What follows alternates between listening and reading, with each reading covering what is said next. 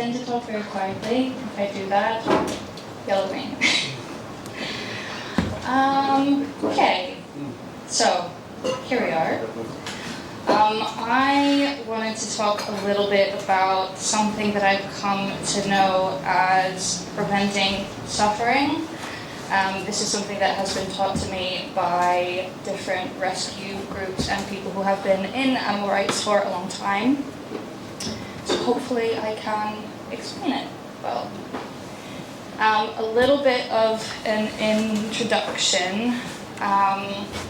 I grew up in the US and I left several years ago for obvious reasons. And since then I wanted to go to different regions and work with animals and rescuers and small groups, big groups, everything in between to kind of understand how things are on a grander scale. So I first went to Southeast Asia, specifically Vietnam and Cambodia, and I met some groups in other places as well, like Indonesia, India, so on and so forth. And then after 2 years or so, I went to the Balkans, and specifically I'm in Greece now. I've been there for almost 3 years now, doing quite consistently the same thing. And so I'll talk a little bit about that today. But this kind of summarizes what I want to discuss. Everywhere I've been, particularly in the Global South, anyone who engages with rescue or animal protection, direct care in some capacity, is quite overburdened and really struggles to have all of the resources they need to actually meet the immediate needs of the animals that they care for, but also do work beyond that. One thing that most places in the Global South really struggle with are large populations of animals on the street that communities want to care for, but struggle to because there is a connection. Communities of humans struggling equal communities of non-humans struggling. And I noticed that a lot of these groups who started off aiming to focus on farmed species, they couldn't because of the number of dogs and cats and other like domesticated animals who live quite close to humans but kind of in more of a free living way, whether that's constantly being contacted to help them. The society obviously is generally predisposed to care more about cats and dogs than other species, so they'll get contacted by them. There's all this pressure to rescue them. They rescue, they end up with all cats and dogs and can't focus on the farm species who they originally wanted to. So this was kind of the path that I went through. Obviously in the US, the first thing I wanted to start with was being on the street, doing outreach, speaking to people, and then there's a lot of desire to work in direct care with animals in rescues and sanctuaries and be closer to them. And then that can also lead to, once you have a bit of an understanding of how to care for them, more individual rescue, potentially like just supporting them on the street, not necessarily taking them into your care. And then probably a lot of us feel this pressure to like have a bigger impact at some point, especially if you are in a region where you're just constantly faced with, there's more in need, I can't do enough, so on and so forth. So these were kind of the things that I experienced as I went along, and obviously every stage of this journey is needed. But when I was experiencing frustration from lack of seeing change, when I was feeling burnt out, when I was constantly confronted with all of these barriers and felt like I just didn't have enough capacity to do what I needed, it made me want to do more in a targeted way. So a good example is when I went to Albania, I had just left working with farm sanctuaries in Vietnam and Cambodia, and they had drilled into me that what they wanted to do was move away from predominantly rescue and towards spaying, neutering, vaccinating, and preventing animals from needing to be rescued. And so when I went to Albania, I was like, great, I'm going to do that. I'm going to go out and neuter cats. So I would be running around trying to find cats who needed that or other types of care. And I did help one or two via sterilization and basic medical care. But there's one particular cat who I saw was really, really sick. I managed to find who was taking care of him. They worked at this small cafe. And we took him to the vet. He was there for like 10 days. He got his course of antibiotics, and then I took him back. They were very happy, and I said, great, I've booked in like his neuter and his vaccination for next week when he's healthier. They're like, well, we don't want to neuter him. It's like, well, now he's healthy. He's going to go on to breed with other cats on the street and create all of these animals who don't have homes, because this cafe owner is not going to take them all in. And that is going to, like, my actions have actually created a ton of more suffering by enabling this cycle to continue. So from there, I moved to Greece, and I started focusing more on higher volume spay and neuter, working with local groups who were already doing that. I'll talk about that in a bit, but I just wanted to highlight what sanctuaries actually face, because I don't know, so for the past few years I've worked in direct care, but also in an administrative capacity, so fundraising, marketing, networking, staffing, HR, accounting, like all the things that an organization needs to operate. And it's a lot, and it all comes from money. And if you don't have enough of that, you are going to face constant barriers on not just helping animals, but being able to function, especially founders themselves, especially in the Global South. They face monumental barriers. And that has shown me that through like a rescue and sanctuary and shelter lens, we're always going to have a capacity limit simply based on the amount of need of helping animals that is around us all the time. And so relying solely on sanctuaries cannot be the solution. Relying solely on rescues cannot be the solution.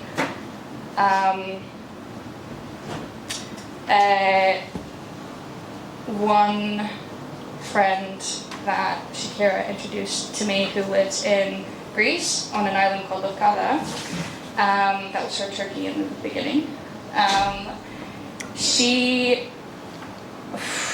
This woman moved from the UK with her rescued pigs, her geese, her dogs, to Greece specifically to save them from like certain circumstances, set up a life on this island in Greece to rescue farmed animals and provide them sanctuary. And can you guess how many cats she has now? Like 100, because they're just everywhere. I think the population of cats in Greece is estimated at 3 million, and that's probably not covering it. Anyone who has traveled to like Lower Europe or other parts of the Global South, you will have probably seen they're everywhere. Potentially in the tourist areas, maybe they look a bit better, but I guarantee you in the suburban areas, it is really, really challenging. It's not a good situation. And so she wants to do this work for farmed animals, and it's really essential animal rights work, but she just can't. She adopts out a ton of cats as well, but she just can't keep, like, last month she had 20 new kittens. I mean, it's just relentless. So, because I mentioned the global South, I just wanted to put this up there in case it's not something that we've talked about before. This is not an all-encompassing definition, but I think it is important to talk about when we're discussing rescue that is based on resources, because there are a lot of places that have different limitations and barriers that the United States, Canada, the UK, Northern Europe have. A good example is in India, like there are restrictions on the type of fundraising you can do. Like there are a lot of fundraising, like really popular fundraising websites you simply cannot access. So that seriously limits your ability to extract wealth from the global north in order to do this important work. In the US, a sanctuary with a lot of cows may need to raise like $15,000 for hay for a few months. That's a lot of money for organizations in the global south. They simply would not be able to access that in such a short period of time. And they might not even be able to access hay. Like some rescues in Cambodia, for example, they just, like, farmers have hay, they just won't give it to them.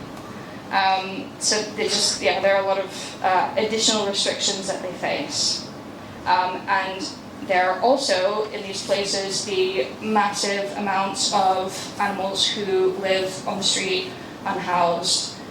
And I think it might be difficult to picture what that looks like, because, we've been walking around for a few days, there's no animals on the street here, except for pigeons. But definitely not in the numbers that exist in other places. When I lived in the US, I never saw anyone living on the street, and obviously that exists, it's just hidden away in backyards and things like that. There is this disparity. And another important thing to think about is tourism dictates a lot of the time which animals are going to get help and which places. If you go to Greece and you go to central Athens, the cats will look better, and there won't be any dogs on the street, and there won't be as many pigeons around. But that's because they're tourist areas, and that's because all the tourists call in to the organizations for help, and the organizations are like, well, we want to keep the tourists happy, even though all the locals are constantly asking for help. Tourism is what brings in money to these regions. Tourism completely dominates these regions. So there's a huge influence on which organizations are going to get help, which animals are going to get help, and if the local community is going to get help or not.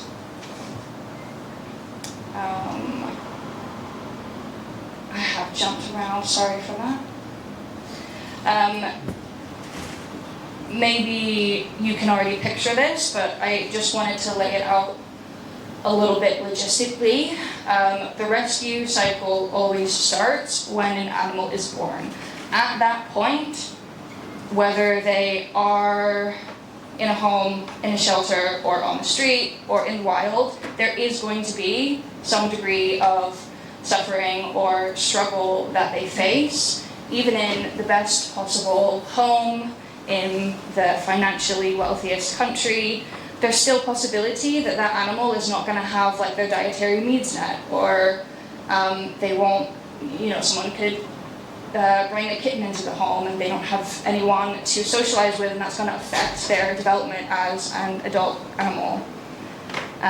So really that's the point where that suffering can be prevented. So they're born, there's some degree of suffering, there's an intervention that's needed at some point, and then at some point that need is noticed, because just because there's a need doesn't mean it's going to be noticed for someone to step in to help. There is need. Thank you. There is need around us all the time.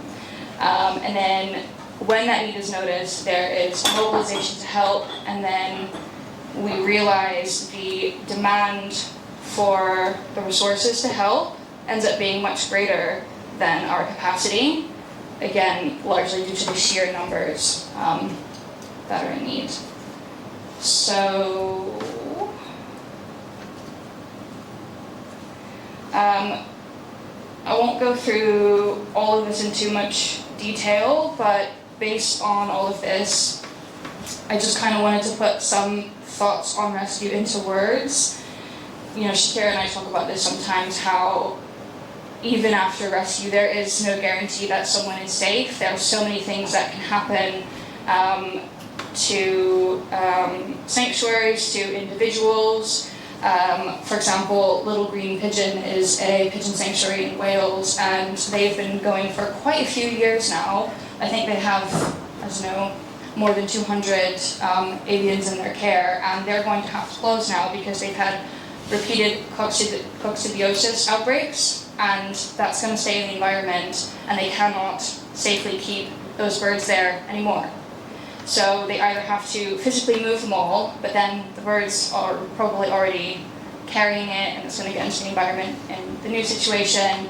There are just so many things that can happen, even in sanctuary, even in rescue. You know, there are cases where an animal can be rescued from a certain situation, and they simply die in transport on the way to where they're going to be living out the rest of their lives. Like, there is just no way to absolutely guarantee that someone's going to be safe. Another thing is that rescues aren't regulated, and that's not an advocation that they should be in a specific way. Obviously, that is quite like a tricky thing, but not everyone can meet every individual's need in their care. People can end up in hoarding situations. They can end up with a lot of animals who are just not having a good time, or more serious things can occur. There are also individuals that rescue isn't the right answer for. Feral cats do not want to be around people. They really don't. Wild species, they're probably better being rehabilitated and returned if they can safely live that way, rather than being put into a facility for the rest of their life. And then there are threats of like certain facilities that they're in. So government-run facilities are much more likely to conduct unsavory practices, euthanasia on animals that don't need to be euthanized simply because of capacity limits, things like that. And then adoptions are also like quite difficult to come by, and there's still not that guarantee that that individual's needs are going to be met by their new family. So that's why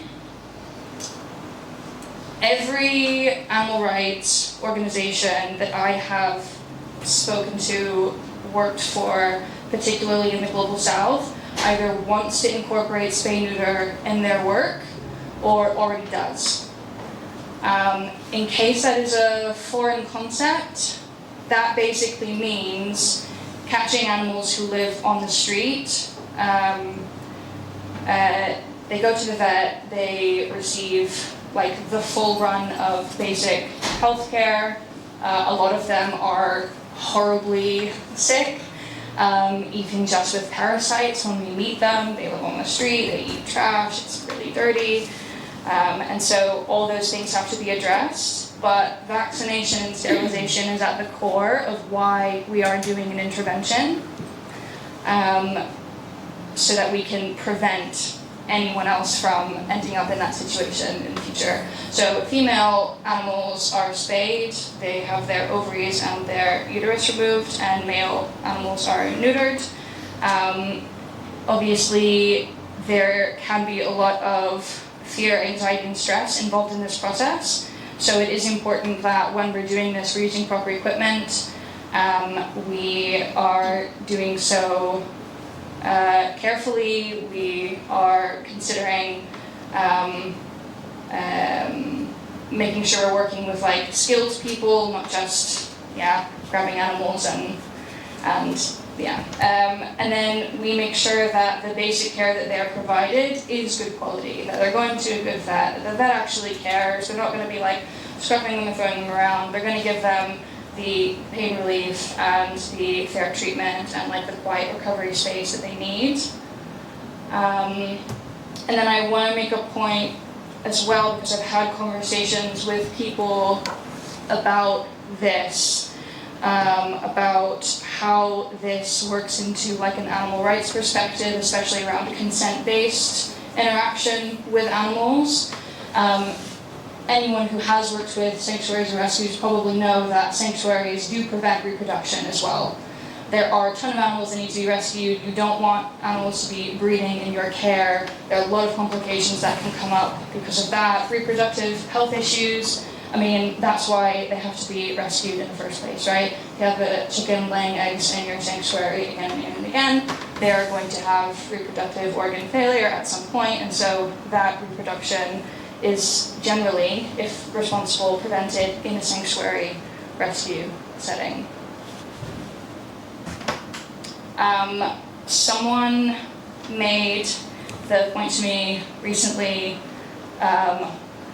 they described spay and neuter as something like, it's unfortunate, but it's necessary. Like, it is an intervention in someone's life, and it is not ideal that we have to do this. But the reality is there are millions of animals on the street suffering in like horrific ways, particularly in the global south, but also all over the world.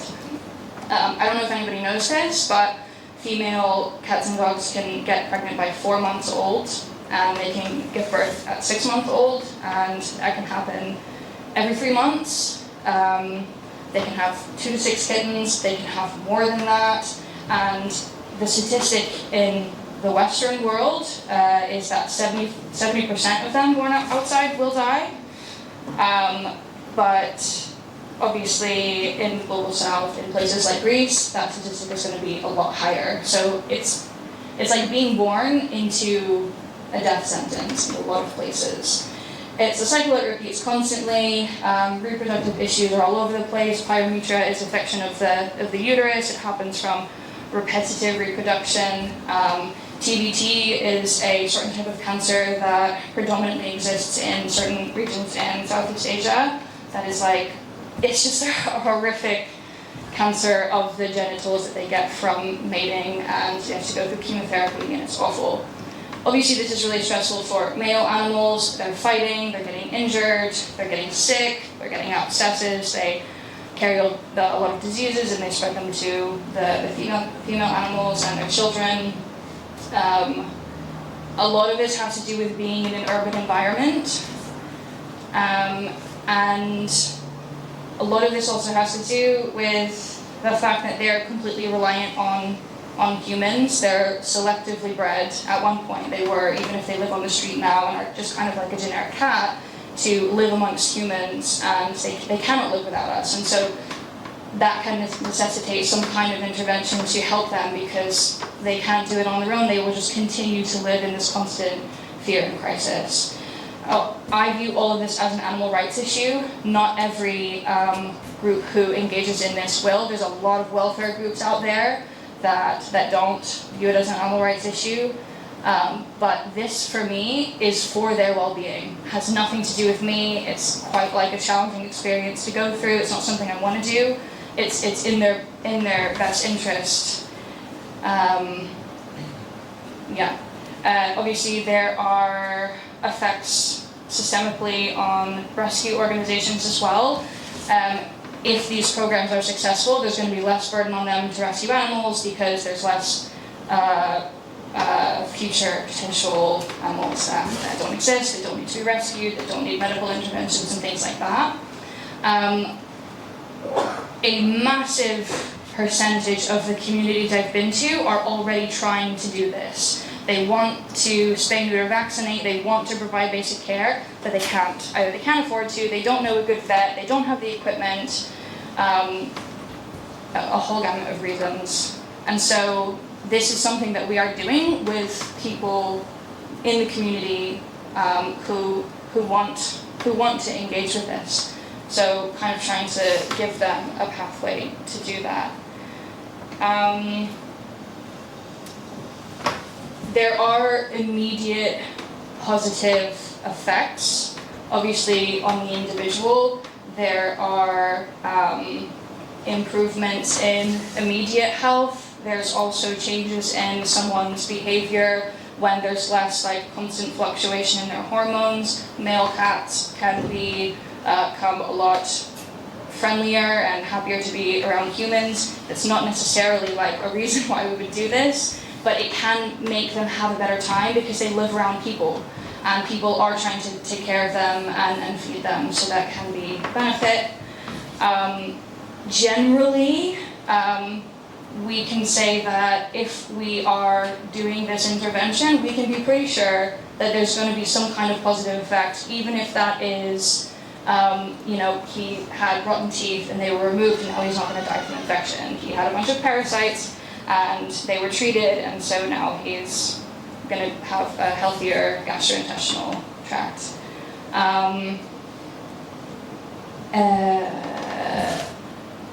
I think there's also a big point around, around animals that don't exist, can't be harmed by humans.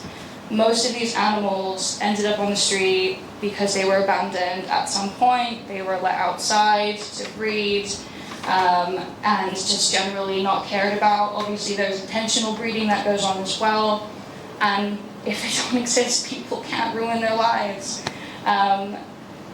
For me, yeah, that's the. I find that a lot less. When I was trying to convince people to be nicer to animals, I was so frustrated because it would take a really long time, and maybe they wouldn't. Vets try to convince people to take better care of their animals all the time, and sometimes they won't. So just being at the mercy of that was really, really frustrating for me. One thing I've been thinking about recently is, obviously there's a question around anti-speciesism while feeding animals with other animals, and this is something we've talked about, I think, in these spaces the past few years. That's really, really not ideal.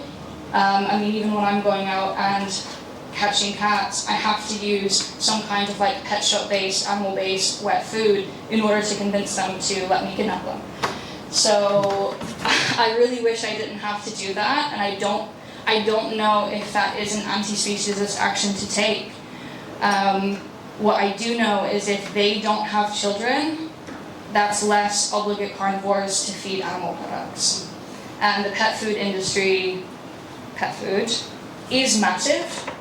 And in, again, a lot of the global south, vegan cat and dog food doesn't exist. And in some regions, this is going to be a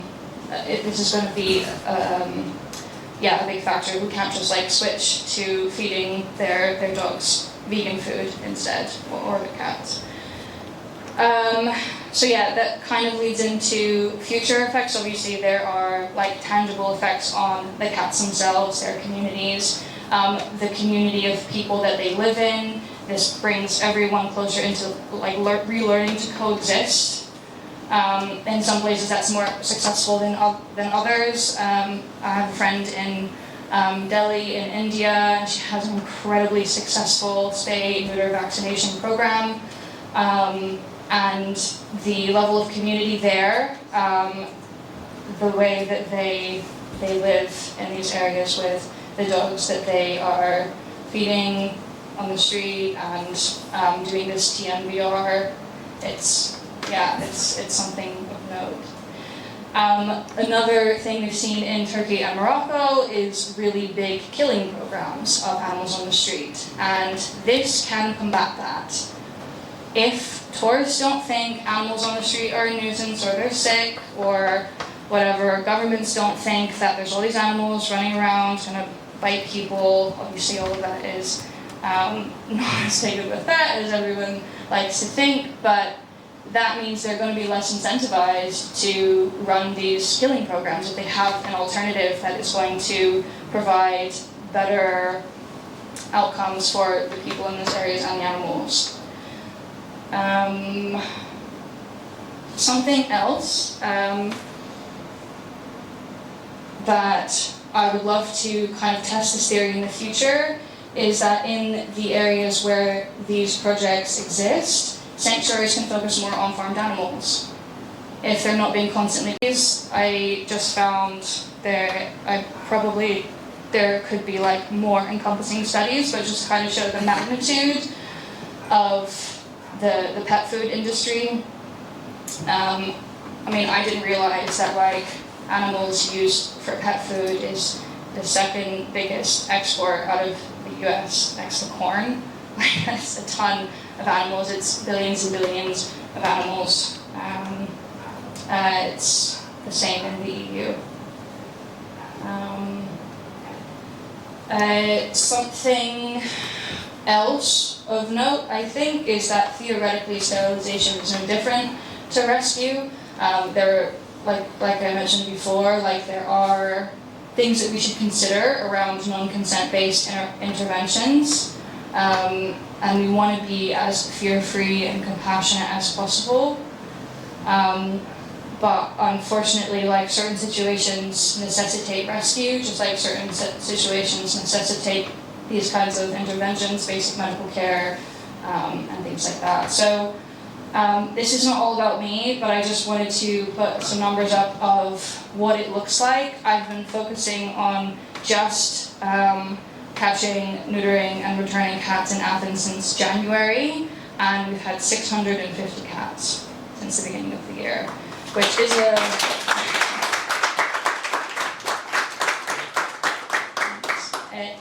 it is a lot more than the community can do alone, and I haven't done this alone. I've done it with people, I've done it with organizations.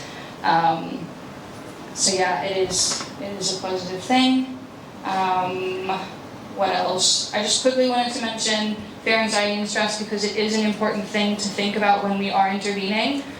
These guys are obviously not having a good time, and in many different forms, but it's really important to note that none of this is aggression, it's all reaction out of fear, and that's why it's important that if we are engaging with this kind of work, that we are considering their behavior, their needs, their reactions. In a lot of animals on the street, this kind of intervention is the line between life and death. They're either going to continue getting sicker and more injured and what have you and die, or they're going to have an intervention and have some improvement in their life. Yeah, I think I am low on time, so I'm not gonna, if I put all the slides in my Instagram story in case you want to go back and look at anything or screenshot something. I just wanted to put like a video or two up of what this actually looks like, because maybe it seems a bit of a foreign concept. So this is Dogs of Delhi project. They TNVR an absolute mind-blowing amount of animals. They do a ton of community feeding. They do absolutely incredible work. This is one of their training sessions of showing their team members how to actually go out and catch animals. And this is actually incredibly inventive the way that they've done this, because access to equipment is something that is, again, very difficult for global south regions. A lot of that equipment is made in the EU, in the UK, and the US. And this is an example of like how they'll go and pick up the dogs, what kinds of traps are used. This is Anna-Priya returning a cat. She is amazing.